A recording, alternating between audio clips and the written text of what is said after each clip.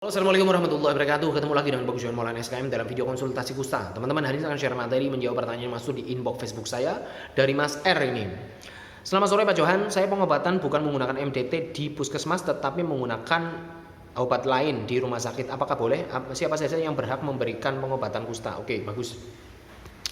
Jadi gini, teman-teman, yang namanya pengobatan pasien ini itu hak Anda sebagai pasien untuk memilih terapi siapa, praktisinya siapa, berobat di mana, untuk menyetujui atau menolak tindakan medis tertentu. Itu hak Anda dilindungi undang-undang, oke?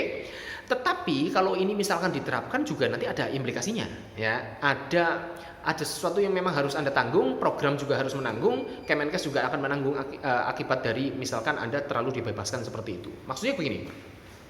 Anda berhak berobat di mana saja, dalam arti di nakes mana saja. Yang saya bicarakan adalah tempat pelayanan kesehatan, ya. Dokter A, dokter B, dokter C, misalkan ada spesialis kulit misalkan, dokter spesialis saraf misalkan, atau ada dokter praktek mandiri swasta dan sebagainya. Itu mungkin memiliki keilmuan yang masing-masing memiliki referensi, ya kan? Referensinya ilmiah, ada penelitiannya dan sebagainya. Saya juga pernah ditawari oleh detailer obat yang menawarkan, "Pak, ini ada obat kusta. Nah, ini paket ini pengobatan 3 bulan selesai," seperti itu. Tapi saya tolak.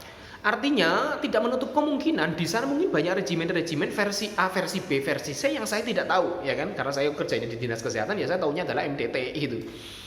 Mungkin di sana banyak, ya, dan itu memiliki dasar masing-masing dan berhak untuk pengobatan. Anda juga berhak sebagai pasien untuk mencari memilih siapa terapinya, ya kan? Nah, seperti itu. Tetapi nanti ada permasalahan setelah itu, yaitu apa? Yang pertama, pencatatan dan pelaporan. Kalau Anda berobat di dokter praktek swasta dan sebagainya, ini pencatatan pelaporannya gimana? Ya kan? Dokter swasta atau misalkan ada dokter praktek mandiri, spesialis juga seperti itu kan tidak mempunyai wilayah kerja, ya kan? Demikian pula dengan rumah sakit. Nah, rumah sakit itu juga ada beberapa rumah sakit di kabupaten lain yang didistribusikan obat juga. Jadi rumah sakit itu melayani pasien kusta secara langsung. Ada juga misalkan kayak di Brebes itu ada BP4 dan Kusta. Balai Pengobatan Paru-Paru dan Kusta di situ juga melayani layaknya puskesmas. Pertanyaannya ini pencatatan pelaporannya gimana? Kan kalau kalau puskesmas kan punya wilayah kerja, ya kan? Misalkan puskesmas A wilayah kerjanya adalah desa mana saja, puskesmas B wilayah kerjanya adalah desa mana saja. Pencatatan pelaporan, monitoring, siapa yang mau memonitor dari bulan ke bulan. Kan orang periksa kan tidak hanya sekedar ngambil obat, orang periksa kan harus dicek fungsi sarafnya seperti apa. Nah, kalau misalkan Anda periksanya di dokter swasta, di sana tidak dicatat pencatatan pelaporannya seperti apa, apakah itu melaporkan ke puskesmas? Belum tentu, ya kan? Padahal itu harus dipantau fungsi sarafnya, tanda-tanda reaksi ada atau tidak. 1 bulan sekali harus dipantau, harus tercatat. Itu siapa yang mau melaporkan? Kalau ada apa-apa, ada pencatatan reaksi dan sebagainya, siapa yang mau melaporkan? Kalau Anda berobatnya di jajaran dinas kesehatan dan beserta strukturnya, ya, dari atas sampai ke bawah, itu kan Anda tercatat dan terlaporkan. Dari puskesmas lapor ke dinkes, dinkes lapor ke dinas kesehatan kabupaten, ke provinsi, provinsi lapor ke Kemenkes, seperti itu. Nah, ada jalur pelaporannya. Nah, itu pelaporan pasti akan bermasalah. Terus kegiatan-kegiatan lain, misalkan Anda menjadi sasaran kegiatan semi aktif surveillance misalkan. Semi aktif surveillance adalah yang harus dipantau fungsi sarafnya 3 bulan sekali pasca pengobatan atau pasca RFT. Misalkan Anda pasien MB harus dipantau terus semi aktif surveillance 3 bulan sekali sampai dengan 5 tahun. Kalau Anda pasien PP sampai dengan 2 tahun. Itu siapa yang mau melakukan? Kalau misalkan Anda berobatnya di swasta, orang swasta itu juga ternyata tidak ada mekanisme laporan ke jajaran pemerintah, siapa? Apakah semi aktif surveillance itu dilakukan di sana? Belum tentu. Kalau dilakukan, apakah dilaporkan? Belum tentu, ya kan? Belum lagi program-program yang lain, termasuk cakupan programnya itu. Kalau cakupan program misalkan prevalensi itu dihitung juga berdasarkan apa? Berdasarkan per 10.000 penduduk di wilayahnya. Nah, itu ada hubungannya dengan area. Misalkan CDR atau case detection rate atau angka penemuan kasus baru itu juga ada per 100.000 penduduk di wilayahnya. Nah, jadi ada coverage areanya gitu loh. Ada wilayah kerjanya yang itu dihitung juga dan diperhatikan, dan hasilnya angkanya nanti akan mempengaruhi hasil keputusan-keputusan yang akan diambil gitu loh. Misalkan, oh ini CDR-nya kurang, nah berarti harus ada kegiatan-kegiatan tertentu, misalkan peningkatan kegiatan surveillance aktif atau kegiatan pencarian kasus secara aktif.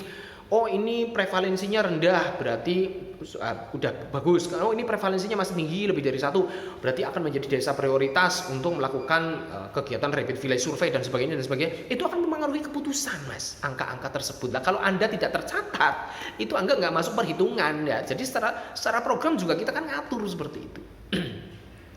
Belum lagi kegiatan-kegiatan lain, misalkan ada pemeriksaan kontak erat. Siapa yang mau memeriksa kontak erat Anda? Keluarganya, tetangganya, dan sebagainya. Siapa yang mau memeriksa? Kan orang puskesmas juga, yang punya wilayah juga.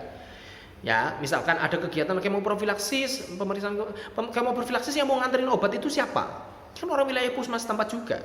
Terus kalau misalkan Anda di situ ngumpul banyak penderita kan juga yang menjadi risiko, yang ketempatan risiko yang menjadi basis bagaimana di situ risiko tinggi penularan, kan berarti orang yang berisiko adalah orang yang punya wilayah juga gitu. Apakah dokter praktek swasta itu memikirkan itu? Dia tidak merasa memiliki risiko-risiko penularan, ya kan? Karena tidak punya wilayah.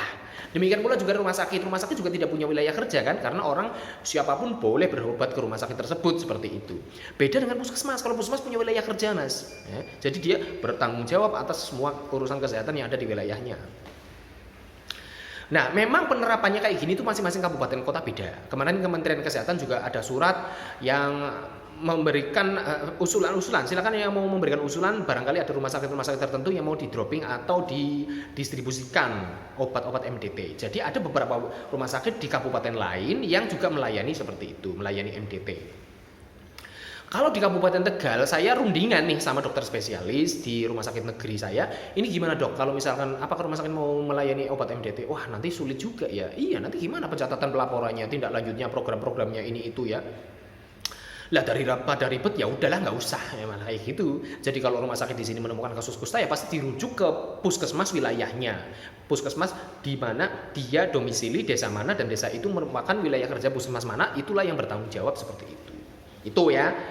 Yang berikutnya misalkan gimana kalau misalkan wilayah A ini pasiennya berobat di wilayah B. Misalkan si A ini rumahnya domisilinya di desa A, di mana desa A ini merupakan wilayah kerja puskesmas A. Tetapi dia berobat di puskesmas B.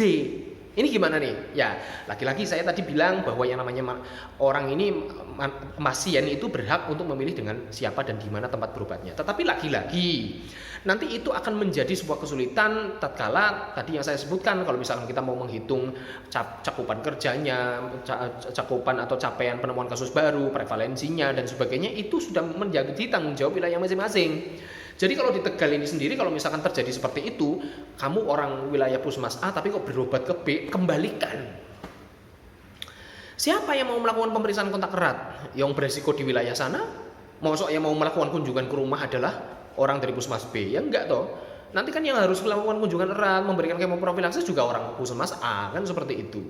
Jadi kalau di kami benar-benar per wilayah dikembalikan gitu loh Mas. Nah, seperti itu ya.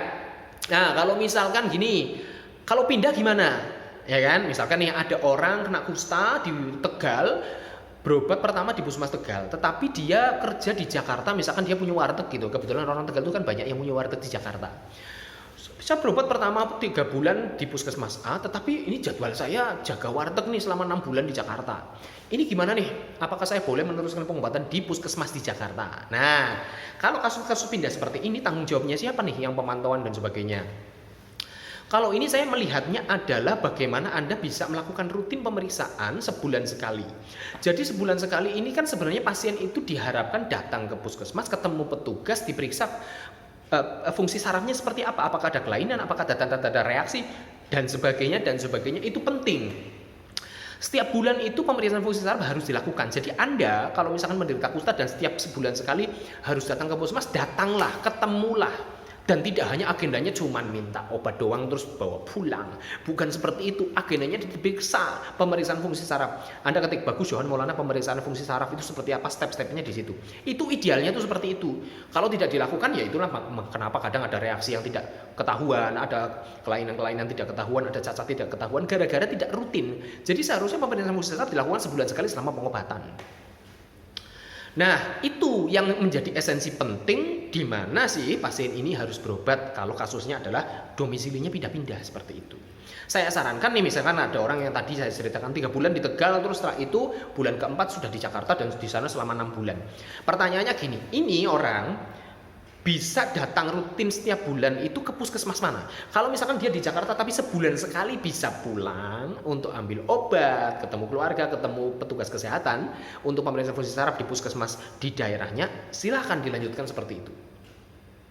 Tapi kalau dia stay di Jakarta dan kayaknya nggak bakalan pulang selama 6 bulan misalnya seperti itu, ya berarti kemungkinan besar Anda bisanya di mana? Bisa untuk datang ke puskesmas untuk pemeriksaan fungsi saraf di mana? Oh, saya bisa deh kalau misalkan saya di Jakarta, menetap di sana domisili selama 6 bulan, saya akan periksa ke puskesmas setempat. Oh, silahkan. Kalau seperti itu silahkan mengambil obatnya nanti di puskesmas Jakarta saja. Itu nanti statusnya juga pindah. Kalau di sini penderita baru, di sana nanti sebagai penderita lama. Pindahan kategorinya seperti itu. Karena itu juga nanti akan berkaitan juga nih.